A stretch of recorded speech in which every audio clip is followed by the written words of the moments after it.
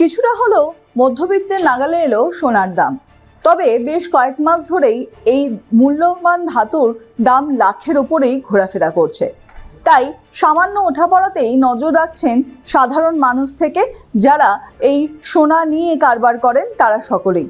এবার সোনার বাজারে সামান্য পতন ঘটেছে সোনার দামের। গত 1 থেকে 2 দিনে সামান্য পরিমাণে বৃদ্ধি পেয়েছে তা। তাই মধ্যবিত্তরা যদি এখনই সোনার উপর তাদের আগ্রহ থাকে তাহলে সেখানে তাদের ইনভেস্টমেন্ট প্রসেস করতেই পারেন।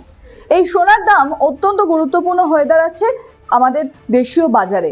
দেশীয় চাহিদা, ডলারের ওঠানামা এবং তার সঙ্গে সঙ্গে শেয়ার সূচকের উপরও নির্ভর করে এই হলুদ দ্রব্যের দাম।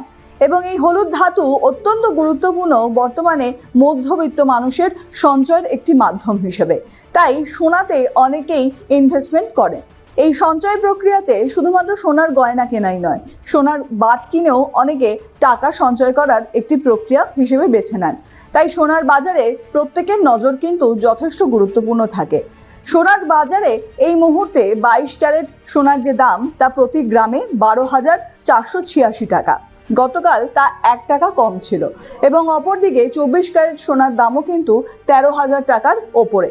অর্থাৎ বোঝাই যাচ্ছে যে 10 গ্রাম যে সোনা, সেই সোনার দাম প্রায় 1,24,000 টাকার অনেকটাই বেশি, যা বিগত কয়েকদিনে কিছুটা হলেও পতন ঘটেছে।